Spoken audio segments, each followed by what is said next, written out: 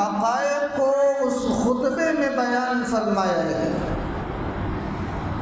حجۃ الوداع کے موقع پر ارشاد فرمایا، یا ایھا الناس، اے لوگو، الا ان ربکم واحد وان اباکم واحد، یاد رکھو بے شک تمہارا پروردگار ایک ہے اور تمہارے باپ ایک ہیں، وہی اللہ سب کا خالق و مالک ہے۔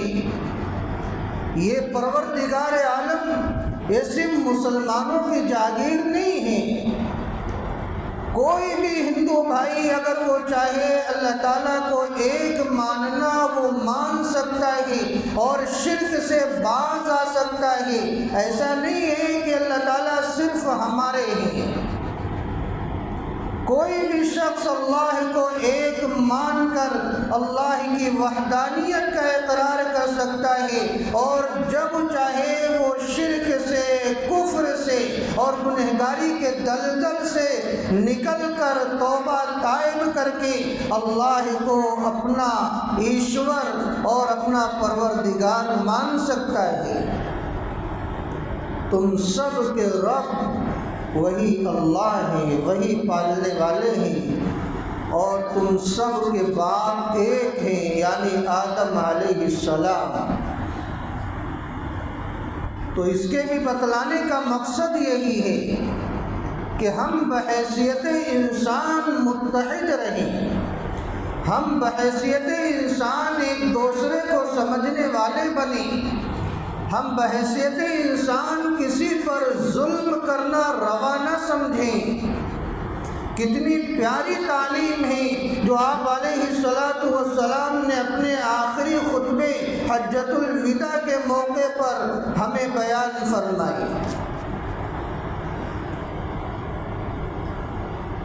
اس کے آگے ارشاد فرمایا، الا سنو، لا فضل لعربی علی عجمی ولا لعجمی علی عربی، کسی عربی کو کسی عجمی پر فضیلت نہیں، کسی عجمی کو کسی عربی پر فضیلت نہیں۔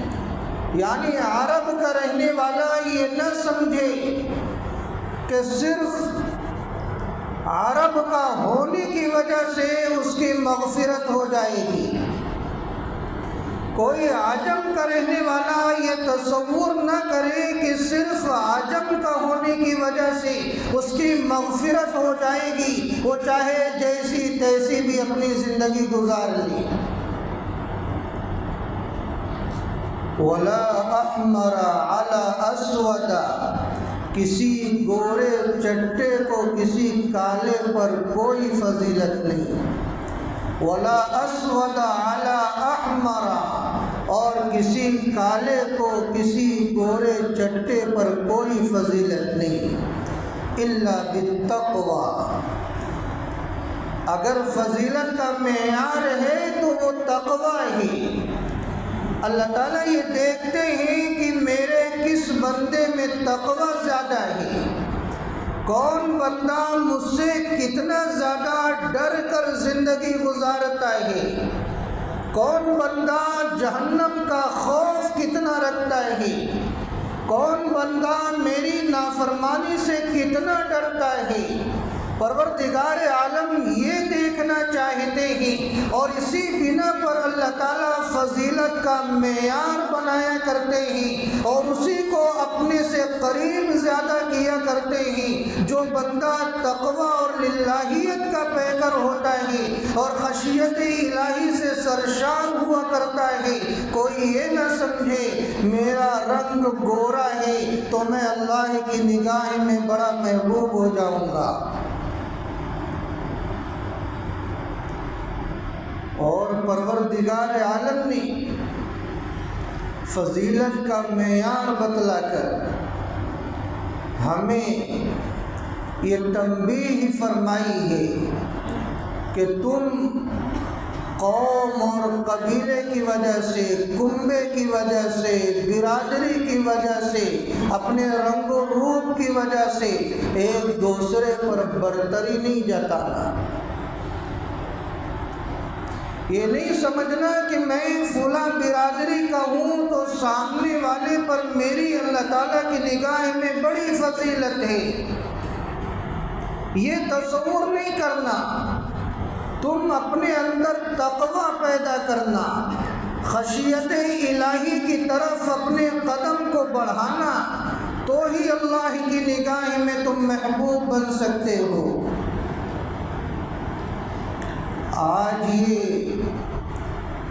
برادری کا بھوت جو ہم پر سوار ہو چکا ہے، یہ جاہلیت کا اثر ہے۔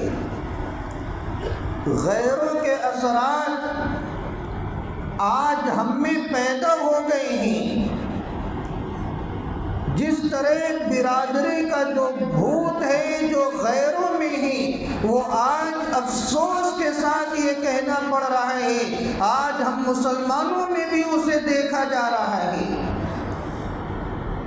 جس طرح غیروں میں اونچی ذات والے نچلی ذات والوں سے نفرت کیا کرتے ہیں، آج مسلمانوں میں بھی یہ اثرات دیکھے جا رہے ہیں۔ جن کی برادری اونچی لیول کی سمجھی جاتی ہے، وہ نچلی برادری والوں کو حقارت کی نگاہ سے دیکھتے ہیں اور بطور حقارت اس کا تذکرہ کیا کرتے ہیں۔ عوام تو عوام، خواص بھی اس برائی میں مبتلا ہو رہے ہیں۔ میں نے خود کتنے علماء کی زبانی یہ سنا ہے جو بطور فخر یہ کہتے ہوئے نظر آ رہے ہیں کہ ہم تو خان ہیں، ہم تو چودھری ہیں اور ہم تو فلاں برادری والے ہیں۔ ارے تمہاری چودھراہٹ، تمہاری خانیت اور تمہارے جتنے بھی اونچے درجے کی جو برادری دنیا میں ہے، یہ تمہیں نجات نہیں دلا سکتی۔ یہ شریعت کا پیغام تھوڑی ہے، یہ تو جاہلیت کا اثر ہے جو بطور فخر تم برادری کو سامنے لاتے ہو۔ بطور فخر برادری کو سامنے لانا یہ جہالت کا اثر ہے۔ اگر سامنے لانا ہے تو آپ اپنے تقوی کو لائیے، آپ اپنی للہیت کو لائیے، آپ اللہ کے ڈر کو لائیے۔ یہ جہالت کا اثر ہمیں کیسے پیدا ہو گیا، اس کا نقصان جانتے ہیں۔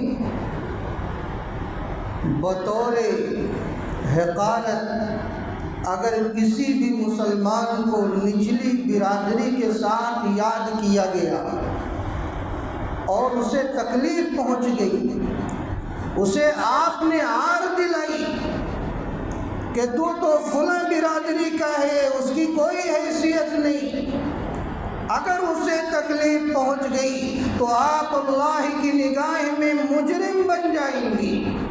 اس لیے کہ اللہ کے رسول صلی اللہ علیہ وسلم اس دنیا میں تشریف لائے اور آپ نے اپنے جملے کے ذریعے پورے مسلمانوں کو آپس میں جوڑ دیا ہے، اور آپ نے ارشاد فرمایا المسلم اخو المسلم، مسلمان تو مسلمان کا بھائی ہوا کرتا ہے، اس کے درمیان نفرت کی، حقارت کی اللہ نے کوئی تقسیم نہیں بنائی ہے۔ فضیلت کا جو معیار ہے وہ تقوی ہے، یہ برادری نہیں ہے جو فضیلت کا معیار ہم نے بنا لیا ہے۔ وہ دن دور نہیں، اگر اس چیز کو ختم نہ کیا گیا اور ہمارا ذہن اسی طرح بنتا رہا تو اللہ نہ کرے غیروں کی طرح وہ حالات سامنے آئیں گے کہ مسلمانوں میں جو اونچی برادری والے ہیں وہ اپنی نچلی برادریوں کے ساتھ کھانا کھانا، پانی پینا، ایک ساتھ بیٹھنا گوارا نہیں کریں گے، آپس میں دوریاں پیدا ہوں گی، وہ نچلی برادریوں کے ساتھ رشتہ ناتا نہیں کریں گے، نکاح کا معاملہ نہیں کریں گے، نتیجہ کیا ہوگا؟ غیر ان غربا کو، ان نچلی برادریوں کو اپنی جال میں باطل پھنسائے گا اور ارتداد کی راہ پر لے کر جائے گا۔ یہ میں آپ کے سامنے کوئی افسانہ نہیں بیان کر رہا ہوں، یہ حقیقت ہے۔ نچلی برادریوں کی طرف عدم توجہی کی وجہ سے باطل نے انہیں اپنا نشانہ بنایا ہے اور انہیں ارتداد کی طرف لے کر گیا ہے۔ نچلی برادری والے اونچی برادریوں کے توجہ نہ دینے کی وجہ سے کتنے مرتد ہو چکے ہیں، آپ تاریخ پڑھیں۔ اگر یہی مسلمانوں کا رویہ رہا اور جہالت کے اثر کو انہوں نے قبول کیا اور جو اللہ کے نبی علیہ السلام نے پیغام دیا تھا اور ہمیں آپس میں جوڑا تھا، اسے ٹھکرا کر انہوں نے اپنے قدم کو آگے بڑھایا، تو اس کے نقصانات کو ہم دیکھتے رہیں گے۔ اس لیے ایک پلیٹ فارم پر آ جائیں، برادری کے بھوت کو اپنے سروں سے نیچے رود دیں، اپنے پیروں کے نیچے لے آئیں۔ آپ جب بھی کسی مسلمان سے ملاقات کریں تو آپ کے سامنے اس کا ایمان پیش نظر ہونا چاہیے، برادری پیش نظر نہیں ہونی چاہیے۔ آپ کو میں ایک واقعہ سناتا ہوں، تب آپ کو اندازہ لگے گا یہ کتنا بڑا جرم ہے جو آج برادری کی وجہ سے ہم فخر کرتے ہیں۔ حضرت ابو ذر غفاری رضی اللہ عنہ صحابی رسول ہیں، مشہور صحابی ہیں۔ ان کے ماتحت ایک غلام تھا، وہ خود اپنا واقعہ بیان کرتے ہیں۔ بخاری شریف کی روایت ہے جس میں کسی کو کوئی اشکال بھی نہیں، بالکل صحیح روایت ہے۔ وہ خود اپنا واقعہ بیان کرتے ہیں، فرماتے ہیں انی صاببت رجلا فعیرته بأمه، میں نے ایک آدمی پر غصہ کیا اور اس کی ماں کے ذریعے اسے عار دلائی۔ وہ عار کس طرح دلائی تھی؟ وہ جو آدمی تھا ان کا غلام تھا، اور اس غلام کی جو ماں تھی وہ کالی تھی، حبشن کی تھی۔ تو حضرت ابو ذر غفاری رضی اللہ عنہ نے اس غلام کو صرف اتنا کہا تھا، وہ حبشن کے بیٹے، وہ کالی کے بیٹے، صرف اتنا جملہ کہا تھا اپنے غلام کو، یعنی ان کے ماں کے کالے پن کی وجہ سے اس غلام کو عار دلائی کہ تو اس کالی عورت کا تو بیٹا ہے، وہ حبشن کے بیٹے۔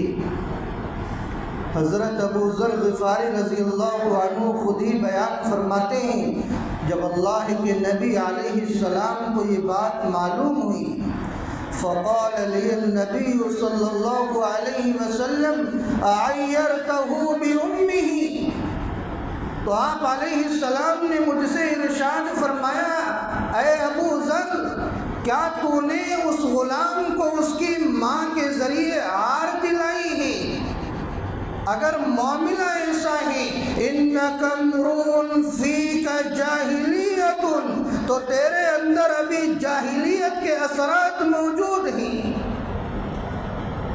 آپ اندازہ لگائیں، اللہ کے نبی علیہ السلام اس جملے پر اس قدر اس صحابی کو تنبیہ فرما رہے ہیں کہ تیرے اندر جاہلیت کا اثر ہے، جو تو کسی کو اس کے ماں کے کالے پن کی وجہ سے عار دلا رہا ہے۔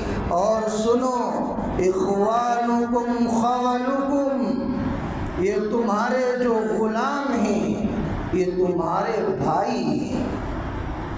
جعلہم اللہ تحت ایدیکم، اللہ تعالیٰ نے انہیں تمہارا ماتحت بنایا ہے، یعنی تمہارے پاس اتنی طاقت نہیں تھی کہ تم کسی کو غلام بنا سکتے، تمہارے پاس اتنی طاقت اور پاور نہیں ہے کہ تم کسی کو اپنا ماتحت بنا لو، یہ اللہ نے تمہارے ماتحت اسے بنایا ہے، تم اللہ کا شکر ادا کرو کہ اللہ نے اس کا مزاج ایسا بنایا ہے کہ وہ تمہاری ماتحتی میں اپنے آپ کو پیش کیا ہے اور تمہارا نوکر اور خادم بن کر تمہارے پاس زندگی گزار رہا ہے۔ یہ تمہاری اپنی پاور نہیں ہے، یہ اللہ تعالیٰ کی طاقت کی وجہ سے ہوا ہے۔ جعلهم اللہ تحت ایدیکم فمن کان اخوہ تحت یدہ۔ پھر آپ نے نصیحت فرمایا کہ جس شخص کا بھائی اس کے پاس اس کے ماتحت ہو فَلْيُطْعِمْهُ مِمَّا يَأْكُلُ، تو اسے وہ چیز کھلائے جو خود کھاتا ہو، وَلْيُلْبِسْهُ مِمَّا يَلْبَسُ، اسے پہنائے وہ لباس جیسا خود پہنتا ہو۔ کتنی پیاری تعلیم اللہ کے نبی علیہ السلام نے ہمیں دی ہے کہ اگر ہمارے ماتحت کوئی انسان کام کر رہا ہے، ہمارا ماتحت بن کر رہا ہے، تو جیسی ہم زندگی گزارنا پسند کرتے ہیں، جیسی غذائیں کھانا پسند کرتے ہیں، جیسا کپڑا پہننا پسند کرتے ہیں، آپ اس غلام اور خادم کے لیے بھی ایسا کھانا کھانا اور ایسا لباس پہننا پسند کیجیے۔ یہ اسلامی تعلیمات ہیں، اسی کے ذریعے آپس میں محبت پیدا ہوتی ہے۔ اگر جو مالک لوگ ہیں اپنے غلام اور اپنے ماتحت کے ساتھ ایسا حسن سلوک پیش کرنے لگ جائیں تو یقین جانیے ان غلاموں میں آپ کی محبت اس قدر پیدا ہو جائے گی جس کا آپ تصور نہیں کر سکتے۔ یہ اسلامی تعلیمات ہیں جو اللہ کے نبی علیہ السلام نے ہمیں دی ہے۔ ارشاد فرمایا کہ تمہارا ماتحت جو تمہاری ماتحتی میں زندگی گزار رہا ہے، تم اسے وہ کھانا کھلاؤ جو خود کھاتے ہو، اسے وہ کپڑا پہناؤ جو خود پہنتے ہو۔ اور آگے ارشاد فرمایا وَلَا تُكَلِّفُوهُمْ مَا يَغْلِبُهُمْ، تم ان پر اتنے کاموں کا بوجھ نہ ڈالو جس کا بار وہ اٹھا نہ سکے۔ یعنی ایسا نہیں کہ اگر وہ ہمارے پاس غلامی کر رہا ہے تو ہم جتنا چاہیں اس سے کام لیں، ہم نہ اس کی صحت کا خیال رکھیں، نہ اس کی بیماری کو دیکھیں، نہ اس کی عمر کو دیکھیں، بس کام لیتے جا رہے ہیں اور اتنا کام لے رہے ہیں جو اس کی طاقت سے باہر ہے۔ اگر ہمارا ایسا سلوک اپنے خدام کے ساتھ ہے تو یہ خلاف شرع ہے۔ وَلَا تُكَلِّفُوهُمْ مَا يَغْلِبُهُمْ، تم انہیں اتنا کام کا مکلف نہ بناؤ جس کا وہ بوجھ اٹھا نہ سکے۔ ہاں اگر ضرورت پڑ جائے، یعنی تمہارے پاس اتنا کام ہے کہ اگر تم اس کام کا اسے مکلف بنانا چاہتے ہو اور وہ اس کا بار اٹھا نہیں سکتا تو اس کا طریقہ یہ ہے فَإِن كَلَّفْتُمُوهُمْ فَأَعِينُوهُمْ، کہ تم ساتھ میں اس کی مدد کر دیا کرو۔ تمہارا غلام جو تمہارے ماتحت کام کر رہا ہے، اگر اس کا کام زیادہ ہو جائے، وہ بوجھ اٹھا نہیں سکتا، تو تم اس کا تعاون کر دیا کرو، اس کی مدد کر دیا کرو۔ کتنی پیاری اسلامی تعلیمات ہیں، اگر کوئی اس پر عمل کرے تو آپ بتلائیں کہ مالک اور نوکر میں کتنی زیادہ محبت پیدا ہوگی۔ آپ سوچیں گے کہ مفتی صاحب صرف مالکوں کے سلسلے میں بات کر رہے ہیں، نوکروں کو کچھ بول ہی نہیں رہے۔ اس تعلق سے بھی میں مختصراً یہ عرض کر دوں کہ جو ماتحت ہیں ان کی بھی ذمہ داریاں ہیں کہ مالک کے جو کام ہیں، جو آپ کو اوقات دیے گئے ہیں، آپ مالک کے مال کی حفاظت کیجیے۔ جو وقت آپ کو دیا گیا ہے اس کو امانت داری کے ساتھ کام میں لگائیے، یہ خدام کی ذمہ داری ہے۔ جب جانبین سے ایک دوسرے کے حقوق کو ادا کریں گے اور شریعت نے جو خدام کو تعلیم دی ہے وہ خدام ان تعلیمات پر عمل کریں گے، اور شریعت نے جو مالکوں کو تعلیم دی ہے وہ مالک ان تعلیمات پر عمل کریں گے، تو آپس میں محبت پیدا ہوگی اور زندگی گزارنا آسان ہوگا۔ تو میں یہ عرض کر رہا تھا کہ حضرت ابو ذر غفاری رضی اللہ عنہ نے صرف اپنے غلام کو یہ کہا تھا، وہ حبشن کے بیٹے۔ تو اللہ کے نبی علیہ السلام نے اس قدر ناراضگی کا اظہار فرمایا اور حضرت ابو ذر غفاری رضی اللہ عنہ کو تنبیہ فرمائی۔ جانتے ہو اس کا اثر کیا ہوا؟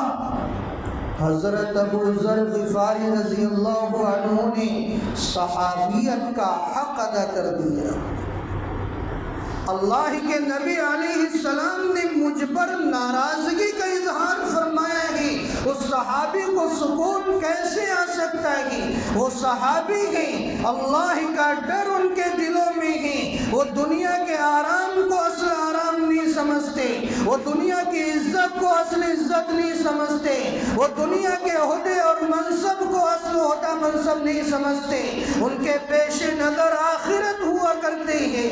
جب انہوں نے دیکھا کہ میرا نبی مجھ سے ناراض ہو گیا ہے، اس جملے کی وجہ سے قربان جائیے حضرت ابو ذر غفاری رضی اللہ عنہ پر اپنے اس خادم کے پاس آتے ہیں، اپنے اس غلام کے پاس آتے ہیں اور زمین پر حضرت ابو ذر غفاری رضی اللہ عنہ لیٹ جاتے ہیں اور اپنے غلام کو کہتے ہیں، اے میرا غلام، تم میرے رخسار پر اپنے پیر کو رکھ دے، تو اپنے پیر کو رکھ دے تو ہی میری معافی ہو سکتی ہے۔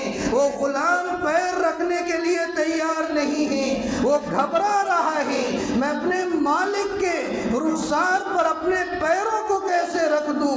لیکن مالک کا اصرار ہے، اللہ کے نبی کی ناراضگی کا اس مالک پر اثر ہے۔ اپنے غلام سے بار بار وہ مالک کہتا ہے، تو میرے رخسار پر اپنے پیروں کو رکھ دے۔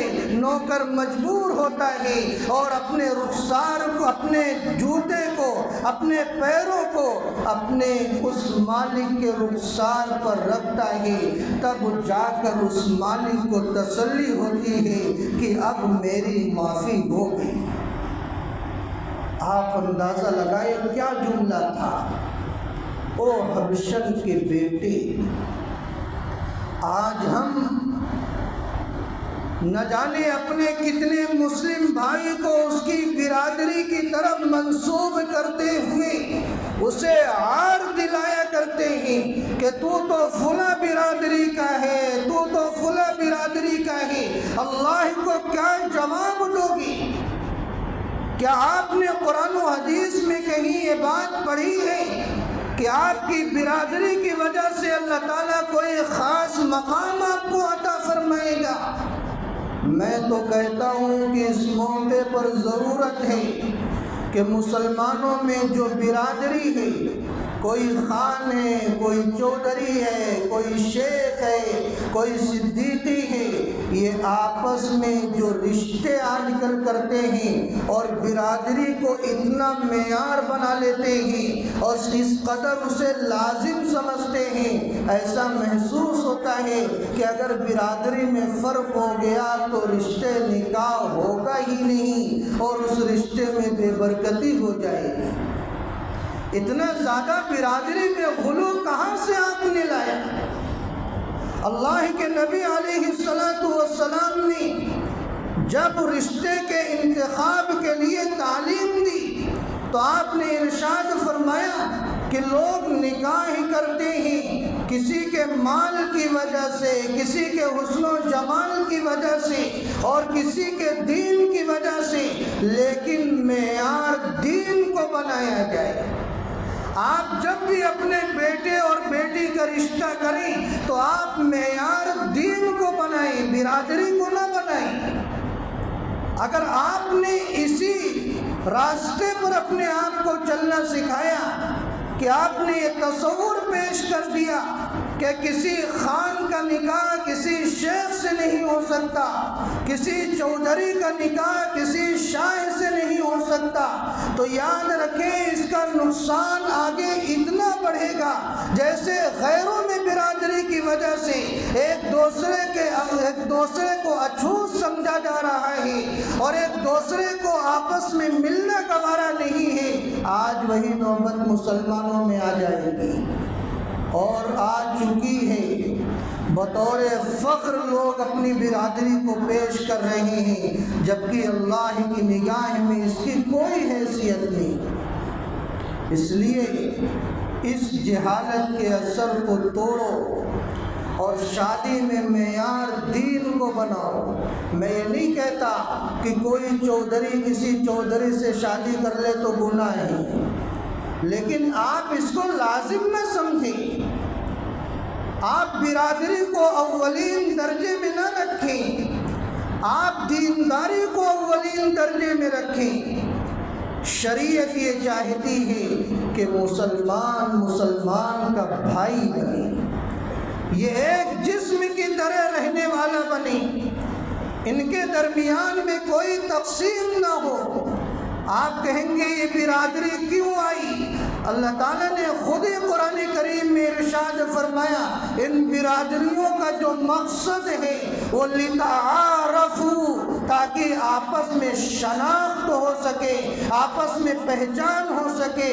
عبداللہ نام کے دو آدمی، ایک شیخ ہے ایک خان ہے، آپ نے صرف کہا عبداللہ بھائی کو بلائیے، اب سامنے والا سوچے گا پتہ نہیں کون عبداللہ بھائی ہے۔ جب آپ نے کہہ دیا عبداللہ شیخ جو ہے ان کو بلائیے تو سامنے والا سمجھ جائے گا کہ اس کی مراد کیا ہے۔ تو اس برادری کا مقصد صرف تعارف ہے، فضیلت کا معیار برادری نہیں ہے۔ تو جس کا جہاں تک مقصد ہو، جس کی جہاں تک ضرورت ہو، اسے وہیں تک محدود رکھا جائے۔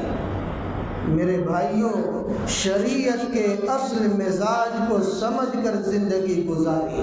یہ بات آئی تو باتوں سے بات نکل جایا کرتی ہے۔ تو مساوات انسانی کا اللہ تعالیٰ نے اس قدر اہتمام کیا ہے تاکہ بحیثیت انسان ہم ایک دوسرے کی قدر کرنے والے بن جائیں، بحیثیت انسان ایک دوسرے کا تعاون کرنے والے بن جائیں، بحیثیت انسان ایک دوسرے کو ہم تکالیف سے بچانے والے بن جائیں۔ اللہ تعالیٰ شانہ مجھے اور آپ کو شریعت کے مزاج کے مطابق زندگی گزارنے کی توفیق عطا فرمائیں۔ آمین و